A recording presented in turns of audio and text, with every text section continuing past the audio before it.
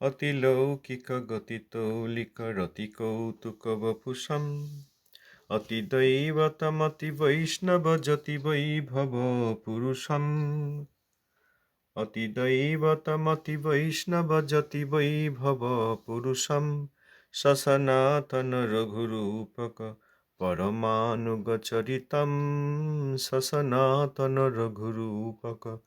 परमानुगचरितं सुविचारक इव जीवक इति साधुभिरुदितं सुविचारक इव जीवक इति साधुभिरुदितं शुभदोदय दिवसे वृषरविजानिजदयितं शुभदोदय दिवसे वृषरविजानिजदयितं प्रणमामि च चरणान्तिकपरिचारकसहितं प्रणमामि च चरणान्तिकपरिचारकसहितम्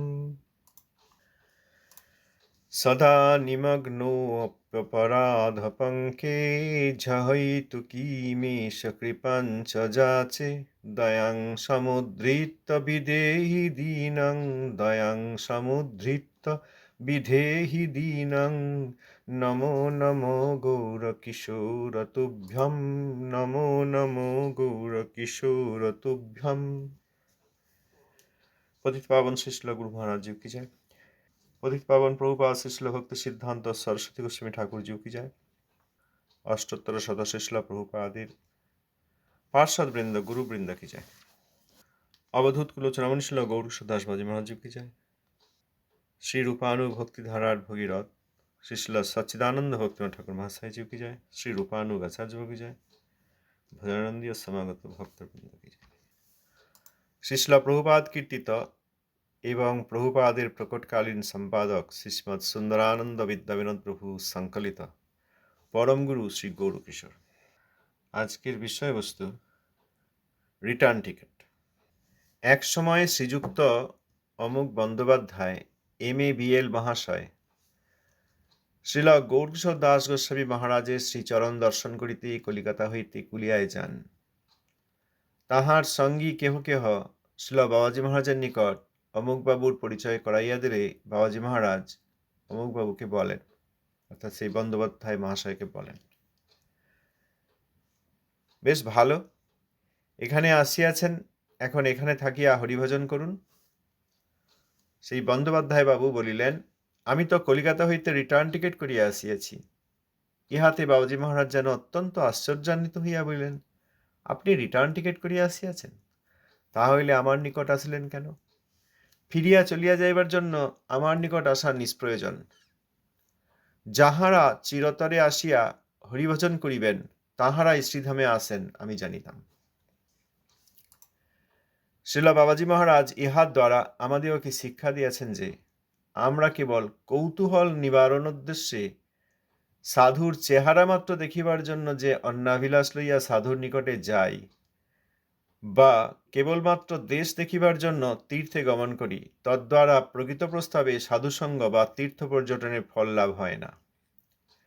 तीर्थगमनेर मुख्य फल साधुसंग लाभ। अकृत्रिम साधु श्रीचरणे चिरतरे अहैतुक भावे आत्मसमर्पण ना करिले प्रकृत साधुसंग हय ना। प्रकृत साधुर श्रीपाद पद्मे सर्वस्व समर्पण पूर्वक प्रणिपात परिप्रश्न सेवा प्रभृतिर सहित अनुक्षण साधुर आदर्शेर अनुगमनई साधुसंग। संग अर्थे सम्यक गमन। रिटार्न टिकिट क्रय करिया साधु दर्शने आगमन करिले अर्थात भोगपर विषय सेवाय पुनराय फिरिया जाइबार बुद्धि थाकिले साधुर चरणे आत्मसमर्पण हय ना एवं अकैतव हरिभजनेर कथाओ कर्णे प्रवेश करे ना। श्रीजुक्त बंदोपाध्याय महाशय एक समय एलेन, तार डिग्री देওয়া আছে এখানে MABL। बाबाजी महाराजेर श्रीचरण दर्शन करते कलकाता থেকে कुलिया एलेन, कलिया नवद्वीपे। तार संगे आरो कयेकजन एसलेन।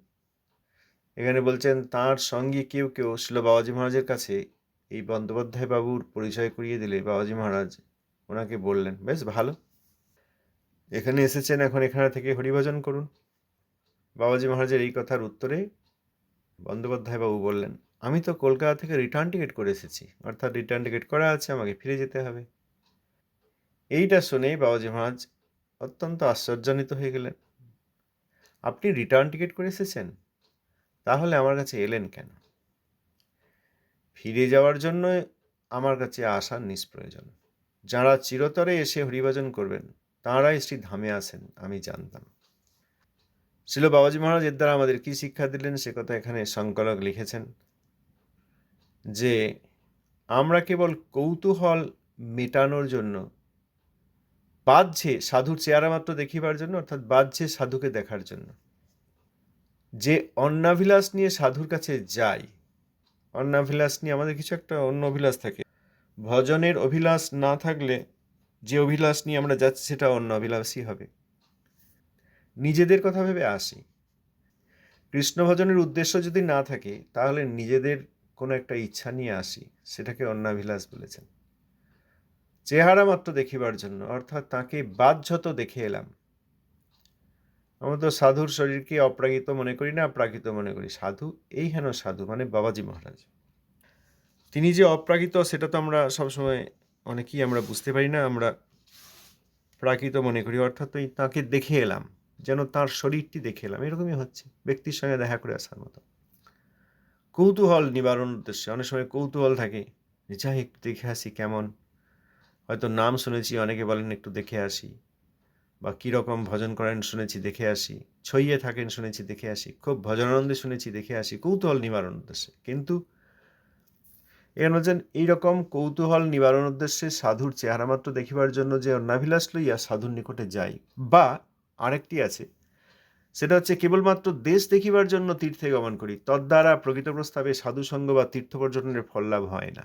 দেশ দেখিবার জন্য বিভিন্ন দেশের বিভিন্ন প্রকার সৌন্দর্য আছে, কোথাও সাগর আছে, সমুদ্র আছে, কোথাও পাহাড় পর্বত আছে, কোথাও নদী আছে, প্রাকৃতিক সৌন্দর্য আছে, সেখানকার ওয়েদার ভিন্ন, জলবায়ু, সেখানকার আবহাওয়া একটু ভিন্ন রকম। আমাদের দেশে আমাদের গ্রামে এখন খুব গরম, ওখানে তীর্থে গেছিলাম, পর্বতের উপরে খুব ঠান্ডা। এইরকম সব কেবলমাত্র দেশ দেখিবার জন্য আমরা তীর্থে অনেক সময় ভ্রমণ করি, এক্সকারশন, ট্রাভেল, ভ্রমণ। এইটার দ্বারা প্রকৃত প্রস্তাবে সাধুসঙ্গ বা তীর্থ দর্শনের, তীর্থ পর্যটনের ফল লাভ হয় না। প্রকৃত সাধুসঙ্গ আর প্রকৃত তীর্থ দর্শন ভিন্ন বিষয়, এইরকম নয়। তীর্থ দর্শন আর সাধুসঙ্গ একে অপরের সঙ্গে যুক্ত হয়ে আছে। তীর্থে যাওয়ার প্রধান উদ্দেশ্য এবং ফল সাধুসঙ্গ লাভ।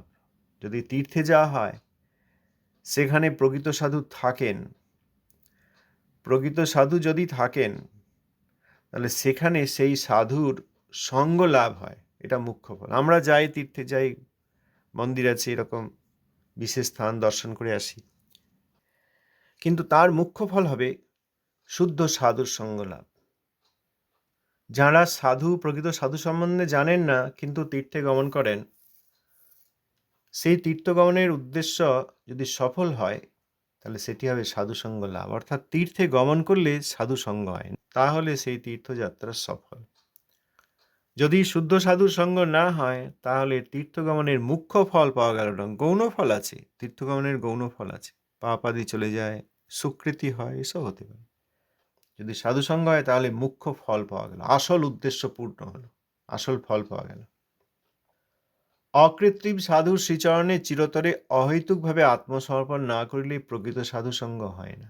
অকৃত্রিম সাধু, সাজা সাধু বা সাধুব্রূপ নন। যাঁরা সাধু সেজেছেন কিন্তু প্রকৃত অর্থে সাধু নন, যাঁরা গুরু সেজেছেন কিন্তু প্রকৃত অর্থে গুরু নন, তাদেরকে গুরুব্রূপ বলা হয়। গুরুব্রূপরা নিজেদেরকে গুরুর পোজে রাখে, গুরুর পজিশনে রাখে, গুরু সেজে থাকে। লোকে মনে করে ইনি গুরু, যাই এনার আশ্রয় নিই, দীক্ষা দিনি, এনার কাছে ভগবানের কথা শুনি, শিক্ষা দিনি, তাহলে আমার মঙ্গল হবে, এরকম ভাবেন। কিন্তু যারা গুরু সেজেছেন কিন্তু প্রকৃত অর্থে অন্তরে গুরুত্ব নেই, কিন্তু সেজেছেন মাত্র এবং লোককে বঞ্চনা করছেন, দেখাচ্ছেন যে আমার কাছে এসো, আমি তোমাকে কৃষ্ণ দেব, কিন্তু কৃষ্ণ দেন না। তিনি নিজেই সেই সব শিষ্যের ধনাদি এবং সময়, আয়ু ইত্যাদি হরণ করে থাকেন, তাকে গুরুব্রূপ বলে। গুরুব্রূপের যে স্বরূপ লক্ষণ বা বৈষ্ণব রূপের যে স্বরূপ লক্ষণ সেটি হচ্ছে যে তিনি সাজেন বৈষ্ণব, কিন্তু আসলে তিনি বৈষ্ণব নন। আর তটস্থ লক্ষণ দেখা যাবে তিনি নিজেকে বলছেন আমি গুরু, আমি আচার্য, বা আরতি নিচ্ছেন, সেবা নিয়ে নিচ্ছেন, বিষয় বিগ্রহ বিষ্ণুর সেবা না করে সেই সব বস্তু দিয়ে নিজে সেবা নিচ্ছেন। এগুলি সব তটস্থ লক্ষণ। স্বরূপ লক্ষণ এবং তটস্থ লক্ষণ, গুরুব্রূপ, বৈষ্ণবরূপ, সাধুব্রূপ। এখানে বলছেন অকৃত্রিম সাধু শ্রীচরণে, অকৃত্রিম সাধু অর্থাৎ প্রকৃত সাধু। কৃত্রিম সাধু, কৃত্রিম সোনা, কেমিক্যাল গোল্ড, দেখে মনে হয় সোনা, রংটা সেরকম চকচক করছে, প্রকৃত অর্থে সোনা নেই, রং করা আছে, ধাতুটা সোনা নয়, রঙের ভিতরে যে ধাতুটা বস্তুটা আছে সেটা সোনা নয়, অর্থাৎ ওই রকমই। বাইরে গুরু সেজেছেন কিন্তু অন্তরে গুরুত্ব নেই, প্রকৃত অর্থে তার গুরুত্ব নেই, কৃত্রিমভাবে সাধু সেজেছেন। তিনি প্রকৃত প্রস্তাবে অকৃত্রিম রূপে সাধু নন। কৃত্রিম সোনা আর প্রকৃত সোনা, অকৃত্রিম সোনা। এখানে কৃত্রিম সাধু আর অকৃত্রিম সাধু। এখানে বলছেন অকৃত্রিম সাধু অর্থাৎ প্রকৃত সাধু, শুদ্ধ সাধু। তাঁর শ্রীচরণে চিরতরে অহৈতুকভাবে আত্মসমর্পণ না করিলে প্রকৃত সাধু সঙ্গ হয় না। তাঁর শ্রীচরণে চিরতরে, অর্থাৎ আমি কিছুক্ষণের জন্য এরকম আত্মসমর্পণের অভিনয় করছি বা এসেছি বা সেবা ইত্যাদির কিছু দেখাচ্ছি, এরকম নয়। চিরতরে যে আমি আপনার আশ্রয় নিলাম, আর পরিত্যাগ করব না। আপনাকে আমি আশ্রয় রূপে পেয়েছি, আর পরিত্যাগ করব না। চিরতরে নিত্যকালের জন্য আপনি আমার প্রভু, আমি আপনার অনুসরণ করব, আপনার আদেশ পালন করব। আপনি কিভাবে ভজন করেন সেই কথা আপনার কাছে শুনে আমিও আপনার অনুসরণে ভজন করব। এইরকম চিরতরে অহৈতুকভাবে, হেতু নেই, উদ্দেশ্য, হেতু মানে কোনো একটা কারণ আছে সেই জন্য আমি এরকম আত্মসমর্পণের অভিনয় করছি, তাও নয়। যে আপনার শক্তি আছে, আপনার ভজন বল আছে, সেইখান থেকে আমাকে প্রাকৃতভাবে একটু সমৃদ্ধ করে দিন, আমার যেন অর্থ হয়, আমার যেন অর্থ হয়, পরিবারে সুখ শান্তি থাকে, শরীর ভালো হয়, বাকি জীবনটা ভালো কাটে, পরকালে মঙ্গল হয় ইত্যাদি। এইসব হেতু অর্থাৎ কোনো এই প্রাকৃত কারণ নিয়ে নয়। প্রাকৃত কোনো কারণ নেই, কেবল অপ্রাকৃত একটি উদ্দেশ্য আছে, সেটা হচ্ছে ভজন করব। এই জন্য চিরতরে অহৈতুকভাবে আত্মসমর্পণ করতে হয়, না করলে প্রকৃত সাধুসঙ্গ হয় না। দেখা হয় যা হয়, কিছু বাইরের সেবাদিও দেখা হয়, তাতে ঠাকুরমশাই বলেছেন তাতে সাধুর সম্মাননা হয় বটে, কিন্তু সাধুসঙ্গ হয় না। প্রকৃত সাধুর শ্রীপাদ পদ্মে সর্বস্ব সমর্পণপূর্বক প্রণিপাত, পরিপ্রশ্ন, সেবা প্রবৃত্তির সহিত অনুক্ষণ সাধুর আদর্শের অনুগমনই সাধুসঙ্গ। অকৃত্রিম সাধু যিনি, প্রকৃত সাধু যিনি, তাঁর শ্রীপাদ পদ্মে সর্বস্ব সমর্পণ করে। কায় মনো বাক্যে আমি আত্মা, আমার সূক্ষ্ম শরীর, বর্তমানের যে প্রাকৃত অহংকার, প্রাকৃত বুদ্ধি, ইন্দ্রিয়জ জ্ঞানের অধীশ্বর আধ্যাত্মিক মন, আমার শরীর, ইন্দ্রিয় ইত্যাদি, আমার আয়ুষ্কাল, সময়, সবকিছু, সমস্ত কিছু এবং সম্পদাদি যা কিছু করা হয়েছে, পরিবার পরিজন যাদের সঙ্গে আমি সম্পর্কিত, যাদের সঙ্গে সম্পর্কিত, সমগ্র সব কিছু নিয়ে মানস দেহগেহ যো কিছু মোর অর্পিলু তুয়াপদে নন্দকিশোর। এখানে নন্দকিশোর কৃষ্ণের চরণে আত্মসমর্পণ করতে গেলে তাঁর নিজজনের শ্রীচরণে আত্মসমর্পণ করতে হয়, তার দ্বারাই নন্দকিশোরের চরণে আত্মসমর্পণ হয়। অতএব প্রকৃত সাধুর শ্রীপাদ পদ্মে সমস্ত কিছু সমর্পণ করে প্রণিপাত, আমি আর প্রাকৃত অহংকার রাখছি না, আমি আপনার দাসানুদাস, প্রণিপাত অর্থাৎ আত্মসমর্পণ, পরিপ্রশ্ন, তিনি যেভাবে ভজনাদি করেন তার কাছ থেকে তত্ত্ব সম্বন্ধ ইত্যাদি জেনে সেই সব বিষয়ে তিনি যা বলছেন সেইগুলিকে আরও ভালোভাবে বোঝার জন্য পরিপ্রশ্ন। পরিপ্রশ্ন তিনিই করেন যিনি প্রকৃত শিষ্য হন। প্রকৃত গুরুর প্রকৃত শিষ্য পরিপ্রশ্ন করেন। ও সেবাবৃত্তি, তিনি যে ভজন করছেন সেই ভজনের সহায়তা। আমরা মনে করি একটা আসন কিনে দিলাম, একটা চাদর কিনে দিলাম, একটা পাখা কিনে দিলাম। ঠাকুর মহাশয় অন্যত্র বলেছেন এগুলির দ্বারা সাধুর সম্মাননা হয় বটে, তাঁর যেসব জিনিস হয়তো দরকার হতে পারে সেইগুলি দিলে সাধুর সম্মাননা হয় বটে, কিন্তু এখানে সেবাবৃত্তি অর্থাৎ তিনি যেভাবে ভজন করেন সেই ভজনের অনুসরণে তাঁর সেবা করা। বিশেষ করে তিনি হরিভজনের কথা যা বলছেন সেইগুলি শ্রবণ করে সেইগুলির দ্বারা শিক্ষিত হয়ে, অপ্রাকৃতভাবে শিক্ষিত হয়ে তার অনুসরণে ভজন করা, এইটা আসলে সেবা প্রবৃত্তি।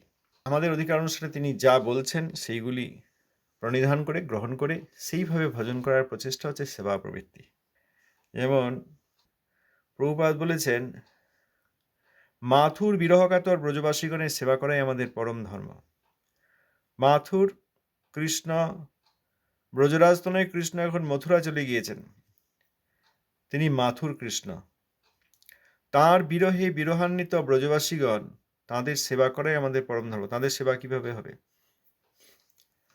অত্যন্ত বিরহে তাঁরা তো বাহ্যত যে স্বাভাবিক জীবনযাত্রা সেটিও পালন করছেন না, রান্নাই হচ্ছে না, খাওয়া দাওয়াই করছেন না, গোচারণেই যাচ্ছেন না, সব বেশিরভাগ সময় অচেতন হয়ে পড়ে রয়েছেন। কখন কৃষ্ণ আসবে? এলেই আবার উঠে পড়ে সকলে নিজের নিজের কাজ করবেন, কৃষ্ণের জন্য তৈরি হবেন। কৃষ্ণ আসলে তখন সব রান্নাঘর, তারপরেই প্রাসাদ মন্দির সব পরিষ্কার হবে, গাভী গোবৎসগণ তারা উঠে গোচারণে যাওয়ার জন্য কৃষ্ণকে দেখতে চান এবং তারপর গোচারণে যাওয়ার জন্য প্রস্তুত হবেন। অপেক্ষা করছেন, কিন্তু যতক্ষণ অপেক্ষা করছেন তারা প্রায় মৃতপ্রায়, অচেতন। সেই সময় তাদের কি সেবা করা যায়? অবশ্যই তাদেরকে কিছু জীবন রক্ষার জন্য খাওয়ানো যায়, জলপান করানো যায়। মৃত্যুই শ্রেয়, কিন্তু তবুও জীবন রক্ষা করতে চান, কারণ কৃষ্ণ আসবে, যে বলেছে আসবে, অতএব নিশ্চয়ই আসবে। আর তখন এসে যদি আমাদেরকে দেখতে না পায়, আমরা শরীর যদি ধারণ করে না রাখতে পারি, যদি দেখতে না পায়, তাহলে তো তার খুব কষ্ট হবে। কৃষ্ণের সুখে তাদের সুখ, এই জন্য তাঁর বিরহের দুঃখ হলেও তারা প্রাণ ত্যাগ করতে পারছেন না।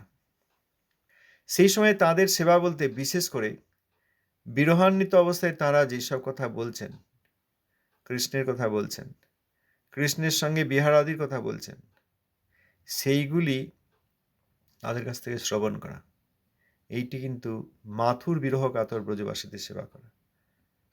কৃষ্ণ বিরহে তারা যেসব কীর্তন করছেন সেইগুলি শ্রবণ করা, এইটি সেবা প্রবৃত্তি। অতএব সাধু এখানে তিনি ভজনের কথা বলছেন, তিনি কৃষ্ণের কথা বলছেন, ব্রজের কথা বলছেন, কৃষ্ণ পার্শ্বদের কথা বলছেন, সেইগুলি শ্রবণ করা হচ্ছে বিশেষ সেবা। অনেকে মনে করেন গেলাম, আমার অ্যাক্সেস আছে, আমাকে কাছে যেতে দেন, আমি একটু পায়ে হাত দিয়ে দিলাম, আমি একটু চরণধুলি নিয়ে নিলাম, যদিও সাধু দেন না, প্রকৃত সাধু এগুলো তো করতেই দেন না। চেষ্টা করলাম, লুকিয়ে নিলাম, বাস আমার খুব ভালো সাধু সঙ্গ হয়ে গেল। ঠাকুর মহাশয় অন্যত্র বলেছেন, এর দ্বারা সাধুর সম্মাননা হয় বটে, কিন্তু সাধুর সঙ্গ হচ্ছে তিনি কৃপা করুন এবং কৃপা করে কিভাবে ভজন করেন সেটি আমাকে বলুন, আমিও তাঁরই অনুসরণে, তাঁর আনুগত্যে ভজন করব। এইটি হচ্ছে সাধুর সঙ্গ। এখানেও সেবা প্রবৃত্তি মানে তাই।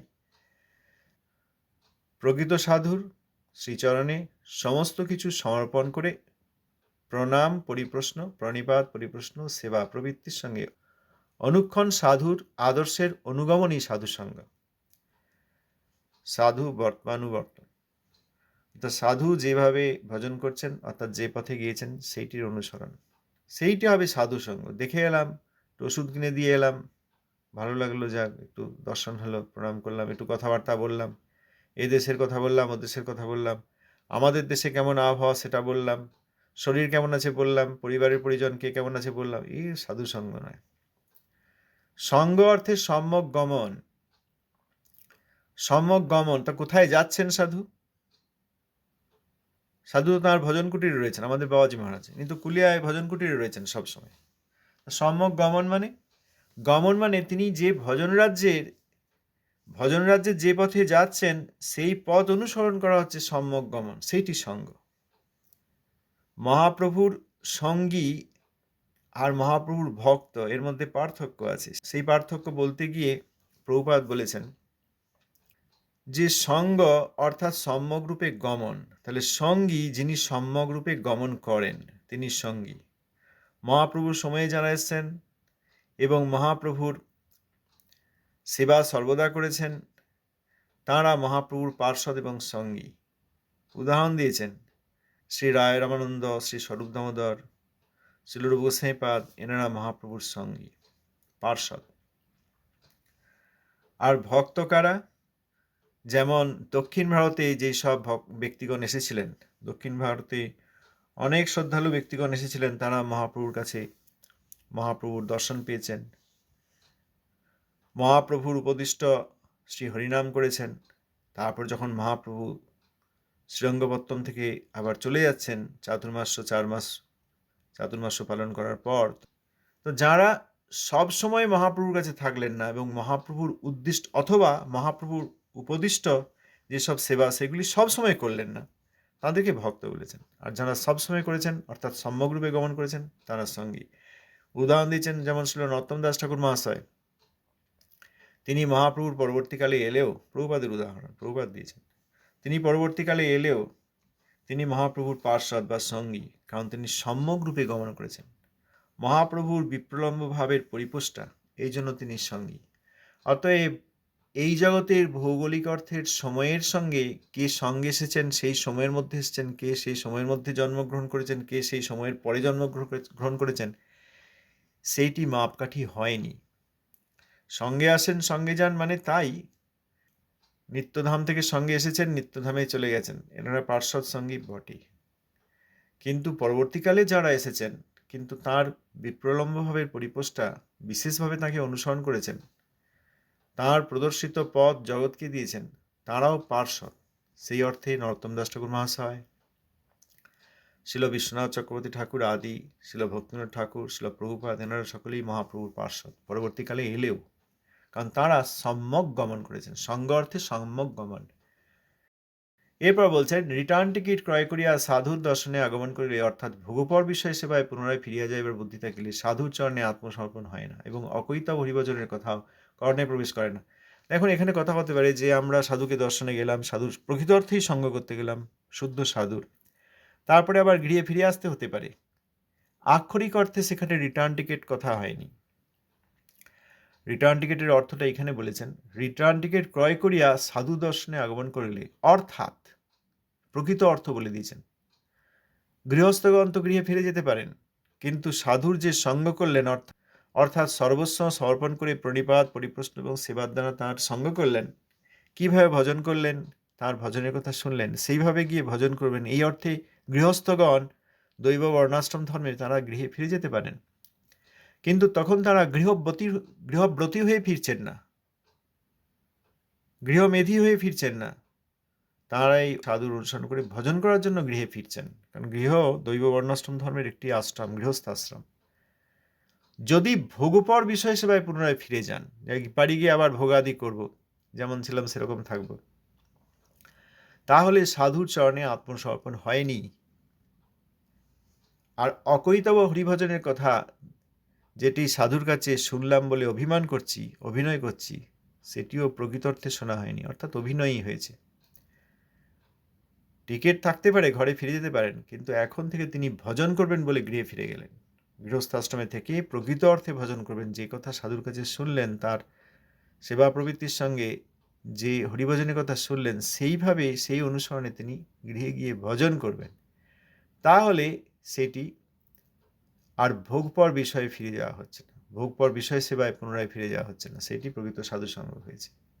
এইটি না হলে সাধুর চরণে আত্মসমর্পণ হয় না, অকৈতব হরিভজনের কথাও কর্ণে প্রবেশ করে না। অতএব তীর্থযাত্রার মুখ্য ফল সাধুসঙ্গ, প্রকৃত সাধুসঙ্গ।